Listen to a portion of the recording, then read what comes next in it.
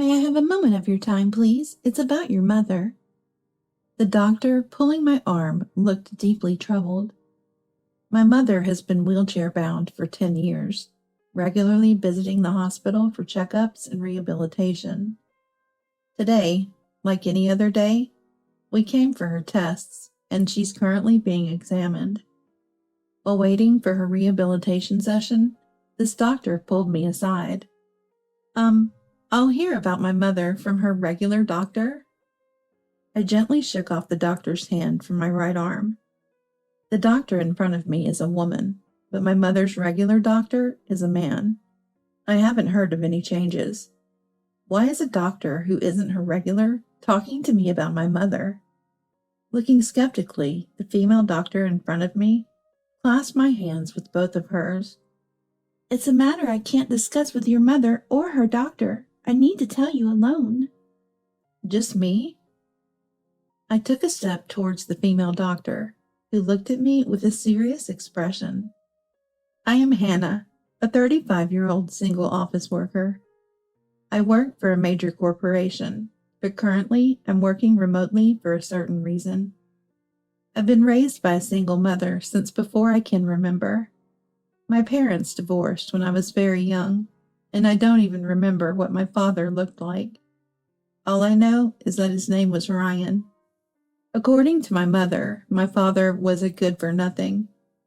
He treated her like a slave and left with a younger woman, saying he was bothered by having a child. I've never been able to contact him, and all his photos were discarded by my mother. After the divorce, my mother easily won custody, given the circumstances. She worked late nights, raising me as a single mother, for which I'm immensely grateful. Thanks to her, I could attend college and land a job at a major corporation.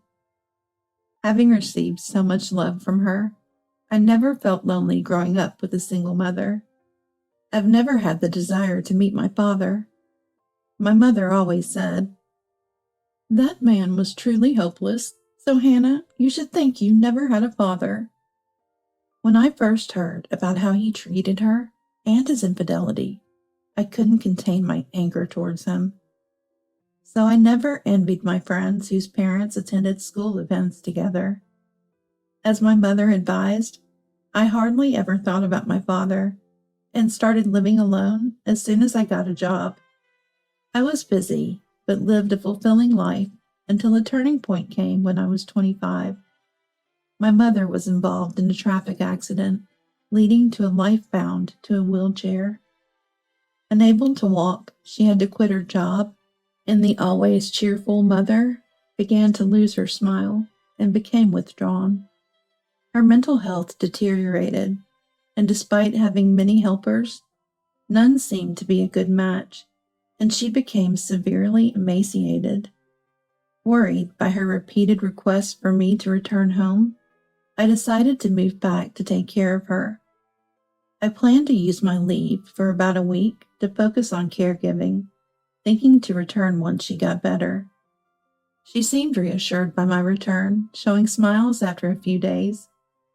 But when I mentioned returning to my job soon, she completely changed. "No, Hannah, please don't go back. Don't leave me alone." She cried hysterically, clinging to me. "Mom, calm down. I understand. I'll talk to my office again." Confused but unable to turn my back on the mother who raised me alone, I decided to stay. She had always been apprehensive about me living alone.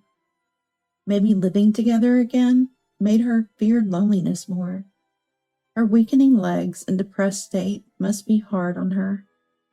I discussed with my company and decided to switch to remote work, working shorter hours until my mother's condition improved. But since then, my mom has been avoiding being alone at all costs. Even when I'm working remotely, she always wants to be right by my side, clinging to me.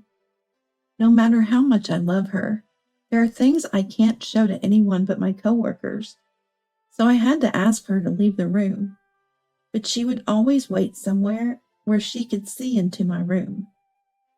I felt like I was always being watched. and I hated myself for thinking that way. Mom kept going to the hospital for rehab, but her leg wasn't getting any better. This meant I had no prospect of returning to the main office. My personal life was all about caring for her, so I hadn't met anyone new and didn't have a boyfriend. This lifestyle was now going into its 10th year. Now my mom is 60, and it seems like her dependency on me is getting worse as she gets older. Whenever I leave the house for a bit, like to go shopping, she panics and insists on coming along. It takes so much time to calm her down. Living alone again just isn't an option. There was no way I could abandon my mother, who has loved and raised me since I was a child. Then, one day, today was her regular checkup, and I always accompany her to the hospital. Her doctor, Daniel, a man in his 40s, has been treating her for 10 years, and I trust him completely. After Mom went into the examination room, I stepped outside the hospital to handle some work calls. When I returned about 10 minutes later, a doctor stopped me. "Excuse me, you're Madison's daughter, right?" Madison is my mom's name.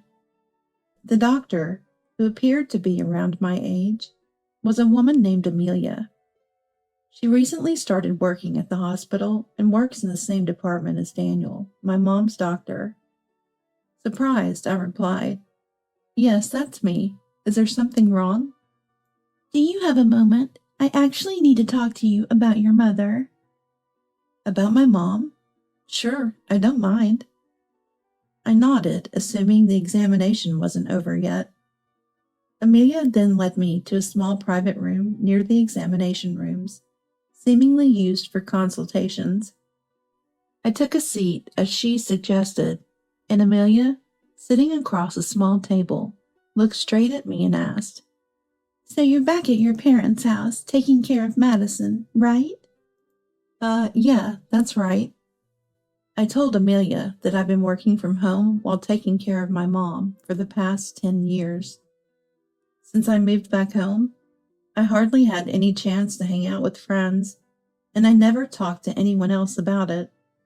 Amelia listened quietly, nodding, and I found myself venting about my daily frustrations. "I'm sorry for rambling on like this." "It's okay. So it's been 10 years?" She smiled kindly at me and then seemed to ponder something, looking down. When she looked up, her expression was serious, and she started to speak. But what reached my ears wasn't Amelia's words, but my mother's scream. Rushing to the door, what I saw left me speechless. And Amelia, slowly shaking her head, said, "You need to leave your parents' house right now. You have to get away from your mother." Her words left me speechless, and I could only nod silently, holding back a surge of anger. Without going back to my mother, I returned home.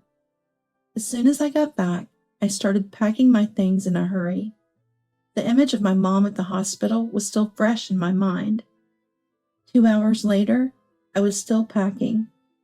My phone kept ringing with calls from Mom. She must be panicking because I hadn't shown up after her appointments. But I ignored the constant ringing and only answered in the evening when I had finished packing. "Hannah, where are you? I've called so many times. Why didn't you answer?" As soon as the call connected, my mom yelled at me. Normally, I would apologize immediately. "Where am I? I'm home." But this time I replied indifferently. "You left me and went home first? Why would you do that?" My mom was almost hysterical, screaming at me. Sighing, I said, "Mom, I can't live with you anymore, so I'm leaving the house." And with that, I firmly told her my decision. What are you thinking? If you were gone, I couldn't go on living. How do you expect me to get home from the hospital?" "Why don't you walk home? Your legs have been fine for a while now. You don't really need the wheelchair or the care, do you?" When I continued like this, my mother let out a short cry, sounding almost like a scream. I could picture her terribly upset. I found out everything that you've been hiding, Mom. I told my mother about what Amelia had shared with me and what I had witnessed myself at the hospital. According to Amelia, recent tests showed no abnormalities in my mother's muscles, bones, or nerves. She came up with the idea that it might be a psychological issue. My mother had convinced herself she couldn't walk, and therefore she really couldn't. The power of belief is not to be underestimated, and they were considering focusing not just on physical therapy, but also on mental health care. That's why they called me, a family member, to discuss incorporating emotional support into her rehabilitation. But at that moment, a woman's scream came from the direction of the examination room. Was that Mom's voice? Amelia and I exchanged glances, then hurried to check the examination room. There was a window through which we could see inside the room, and my mother was there, waving her hands as if to shoo away insects. Indeed, the scream was hers. But why would there be bugs in the examination room? It turned out she'd mistaken some dust for something else. She threw away the motionless dust in the bin herself. What? Without a wheelchair, without a cane, she walked briskly over to the trash can. Amelia pushed me to the corner of the hallway. Peeking out, it seemed my mother hadn't noticed us at all. She walked back to her wheelchair as if it was the most natural thing and sat down calmly. Passing by where we were hiding, Daniel entered the examination room and approached my mother, offering his hand. My mother placed a brown envelope in his palm. Daniel pocketed it, then pushed the wheelchair as if nothing had happened, taking my mother to the rehabilitation facility. Hannah, are you okay? I was dumbstruck, and it wasn't until Amelia spoke to me softly that I came back to my senses. It wasn't that she couldn't walk, nor was it that she thought she couldn't walk. She could walk, but pretended she couldn't. Amelia hugged my trembling shoulders and shook her head slowly. Get away from home now. Escape from your mother. Following her advice, I finished packing to escape from my mother. Throughout my story, my mother was silent. Then, a deep sigh came through the phone, and she began to speak the truth, as if she could no longer deny it. It's true that I was in a traffic accident and was injured badly enough to need care. But thanks to rehabilitation, I could walk with a cane 2 years after the accident. Hearing this, I was shocked. Just 2 years to recover? Then what was the 10 years I spent caring for my mother? But I was afraid that if you knew I could walk, you would leave me, Hannah. I couldn't bear that, she selfishly claimed. I knew very well from her daily behavior that my mother doted on me. So she made me take care of her, binding me so I couldn't go anywhere. I love you more than anyone. I was lonely. Even after being told so many times by my mother, my heart remained unmoved. For these 10 years, many of my colleagues at work have been promoted and some have gotten married. I gave up my career and marriage for you, Mom. I've essentially wasted 10 years. Why did you lie and make me take care of you? I kept in touch and came home on my days off. Why did it have to come to this? As I accused my mother, tears began to overflow, and finally, I told her that I had no intention of taking care of her anymore. And in the end, I'm leaving home today. Don't ever contact me again, I said, rejecting my mother. My mother was still ranting incoherently, but I cut off the call without paying any attention. A month later, living alone again, I was at a certain hospital. I was about to leave after my appointment. A familiar figure rushed towards me. It was Daniel, who was supposed to be my mother's doctor. He looked more haggard than I remembered, his cheeks sunken and fatigue emanating from his entire body. Wondering why he was at this hospital, I was about to refuse to talk, but he approached me with such desperation that I reluctantly listened. Then, he confessed that he had known all along that my mother's legs were healed and had diagnosed her as physically disabled in exchange for money from her. The envelope my mother gave him that day had also contained cash.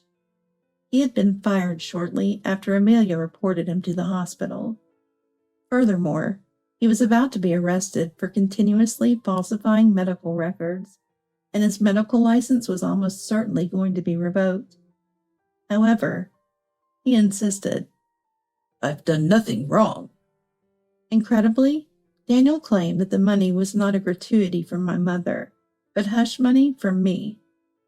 He said I had planned to defraud disability pensions by making my mother appear disabled, and had coerced and bribed him into writing the necessary documents. Of course, this was completely false. It was Daniel who had extended his hand to my mother at that time. Unbelievable that he would try to shift all the blame onto me now that he was facing arrest. "What are you talking about? I didn't do anything like that." "No, that's the truth. I'll tell the police everything without hiding anything," Daniel shouted, his eyes bloodshot, and I turned pale.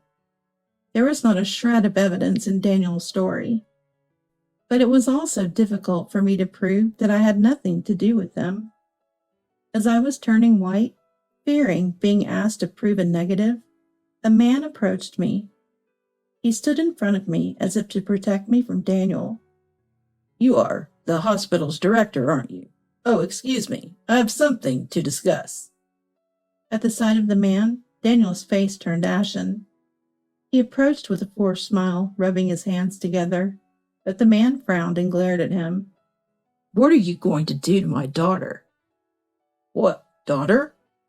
The man Daniel glared at was the director of this hospital and, as it turned out, my father, Brian. Yes, my father, who divorced my mother when I was young. Actually, my father was a doctor. After the divorce, my father had risen through the ranks and was now the director of a major hospital. He was also one of the people who had agreed to revoke Daniel's medical license upon learning of his deeds. "Oh, your family. Then please let's talk. I was coerced by her to write the diagnosis. It must be hard for a father to see his daughter become a criminal, right? Could you please put in a good word for me?" Daniel apologized deeply on the spot and begged my father for mercy. But my father shook his head sternly. "Don't be ridiculous. You and the hospital, the administration, have all been deceiving a daughter who cared for her mother for 10 years. Madison to keep her daughter tied to her home, to receive disability pensions, and you to pay off gambling debts. You fraudsters deserve to be punished." I firmly dismissed Daniel's appeal. So, damn it. Realizing he was helpless, Daniel collapsed right there. The surrounding glances gathered noisily, and I could only watch his form with indescribable feelings. Then suddenly, I was yanked hard from behind. Surprised, I turned around, and there was my mother, standing firmly on both feet, with a terrifying expression. "You! What are you doing to Hannah?" She screamed, glaring at my father. "Mom, why are you here?" "Because I knew Daniel was looking for you. I followed him. I thought it would lead me to you."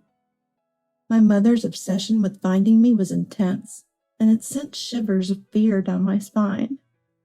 "Give Hannah back to me. I won't let her go to someone like you. Hannah, let's escape quickly." My mother, screaming at my father, had an unprecedented, ferocious look. I shook off her hand and yelled, "Stop it! I know that all the stories you told me about Dad were lies." As I said this, my mother's expression changed, and she began to look unsettled. In truth, my mother had been feeding me lies since the divorce to prevent me from wanting to see my father. The stories about my father treating her like a slave and leaving her for a younger woman were all false. My father, an excellent doctor, had always been incredibly busy and knew little rest. Despite knowing this, my mother's attitude changed drastically after giving birth to me. She blamed him for his frequent absences and for the rarity of family vacations and decided to divorce him, claiming he wasn't a good father. On my third birthday, my mother suddenly took me and left the house. In reality, it was my mother who left, not my father. After the divorce, my mother received custody because my father, despite having a sufficient income, didn't have the time for childcare. However, my father had been sending a significant amount of child support every month. I had no idea about this and only recently found out after talking to my father. Becoming a single mother, my mother gradually became more dependent on me, and to ensure I wouldn't go to my economically stable father, filled me with lies about him being a no-good man. My father had repeatedly expressed his desire to see me and asked for visits, but my mother refused, claiming I didn't want to meet him. There were times when a meeting seemed possible, but either my father was called away for emergencies or my mother would suddenly cancel for some reason, preventing us from ever meeting. I was told that my father had disappeared when I was young, but that too was a lie. The reason my mother didn't return to her parents' house as a single mother and managed to send me to high school and university was because of the child support and living expenses from my father, allowing us to live comfortably. So the story of my mother working hard late into the night for my upbringing was also a lie. In reality, she worked part-time during the day and spent her nights freely, returning home late to make me believe she was diligently taking care of me. "My proof is," my mother said weakly. "I can prove the child support and tuition I've been transferring." To which my father responded. My mother slumped down, utterly defeated. Seeing her like that, I realized I had been living in a world of my mother's lies since I was a child. I was shocked when I first learned the truth, but now I feel more anger than anything. "Thank you for everything until now, but it's over," I said coldly, and my mother clung to me. "Well, wait, Hannah, I did it all for you." "Not for me, but for yourself, right? You got a lot of money and pretended to be a struggling single mother. Was it fun destroying your daughter's 10 years with lies? I can't trust you anymore. Never get involved with me or Dad again." I declared our estrangement, leaving the hospital with my father, leaving my mother standing there speechless. Later, Daniel was arrested and his medical license revoked. He was imprisoned for repeatedly forging medical records, and the hospital he worked for demanded a large sum of money for tarnishing its reputation. Moreover, my mother, who had bribed the doctor for false diagnosis, was ordered by the administration to return all the pensions she had received, with interest, and was also charged with fraud. What life my mother will lead from now on is no longer my concern, as I have severed ties with her. As for me, unknowingly becoming dependent on my mother and being betrayed by her, I was mentally devastated and had to seek treatment at a major hospital. I reconnected with my father while getting a referral letter written. He remembered me when he saw my full name and was happy to learn he hadn't been forgotten. Currently, I have returned to work at the head office, balancing my job and hospital visits. Later, I met with Amelia, who revealed the truth about my mother to thank her, and we exchanged contact details. Being of a similar age, we now occasionally meet for coffee. It's refreshing and enjoyable to chat like this with someone other than my mother. I also regularly keep in touch with my father, reclaiming our parent-child time. I'm going to see a movie with Amelia soon. I haven't been to the movies with anyone in about 10 years, so I'm really looking forward to it. I reported this to my father during a dinner after work one day. He smiled gently and said, "From now on, live your life the way you want, Hannah." I nodded deeply. Going forward, I plan to live a fun and fulfilling life, considering my future.